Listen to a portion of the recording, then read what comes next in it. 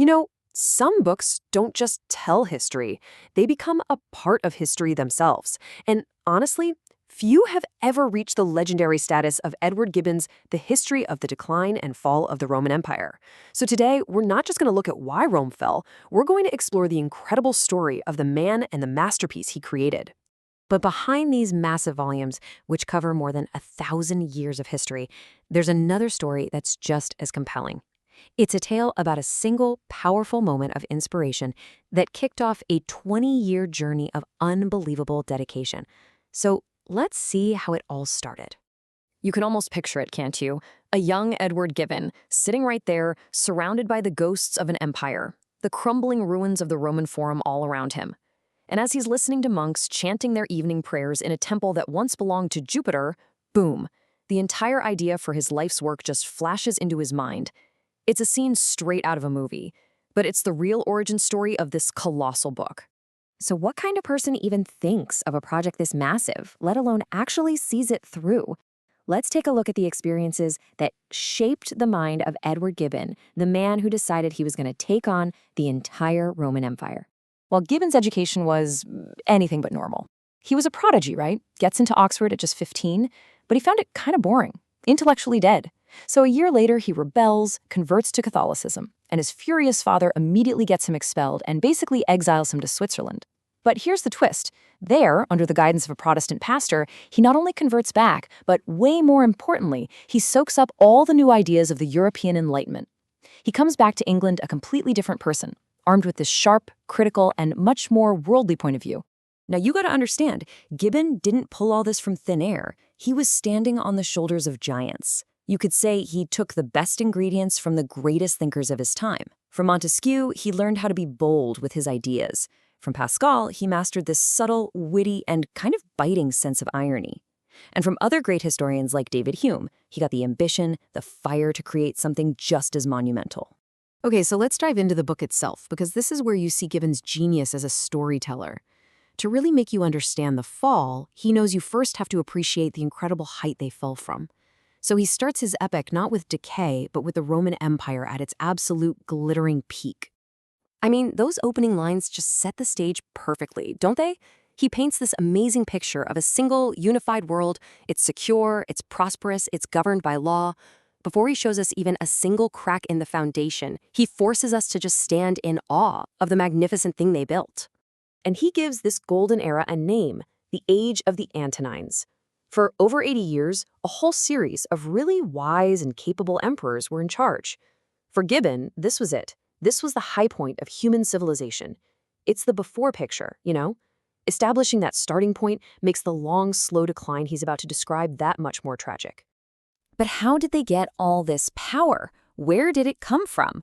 Well, Gibbon, being the amazing analyst he was, doesn't just admire the empire, he dissects it. And at its very heart was one of the most effective fighting forces in all of human history, the Roman legion. Just think about this number for a second.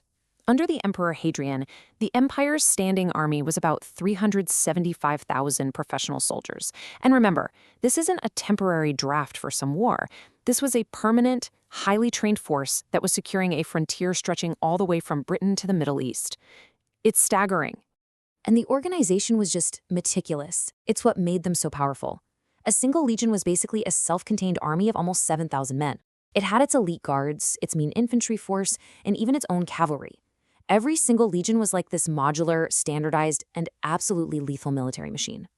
The individual soldier himself was equipped to be a killing machine. First, you have the heavy javelin, the pilum, which they'd hurl as they approached to break up the enemy's charge. Then, once they were in close, out came the short stabbing sword, the gladius, while they advanced behind this interlocking wall of curved shields called the scudum. It was a system of warfare they had perfected over hundreds of years. So what gave the legion its edge, especially over something like the famous Greek phalanx? It all boils down to one word: flexibility. A phalanx was like a slow-moving brick wall of spears. It was powerful, but only on flat, open ground.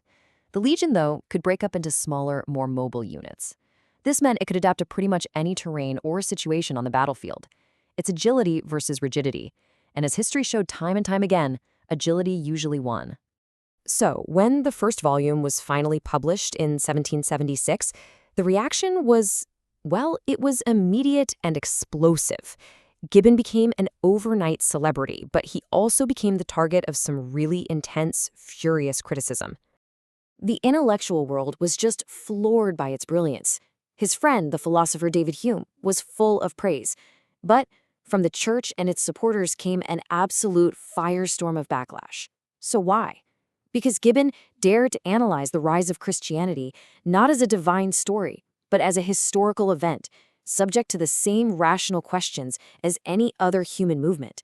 He wasn't just writing history, he was challenging the very foundation of traditional authority. And this quote was pretty much Gibbon's defense. It perfectly captures the spirit of the Enlightenment. For him, you simply couldn't tell the story of the late Roman Empire without critically examining one of the most powerful forces that was shaping it.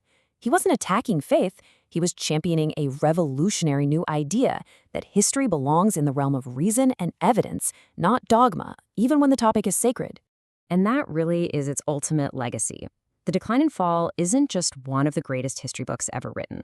It is a monument to the Enlightenment itself. It's a bold declaration that we can use human reason to understand our own past, free from the old constraints of tradition and what we're told to believe. So, 20 years after that first spark of inspiration in Rome, Gibbon finally wrote the last line on the last page. He was done. But his celebration didn't last long. He described feeling this melancholy, this sadness, as if he had just said a final goodbye to an old, dear friend. His life's work was complete, and now he was just left with the silence. You see, Gibbon's masterpiece forces us to look back at that huge sweep of history. It shows the slow, complicated unraveling of a civilization that really seemed like it would last forever. And in the end, it leaves us with a timeless question. By understanding how the greatest empire of the ancient world fell, what might we be learning about the forces that shape, and maybe even threaten, our own world today?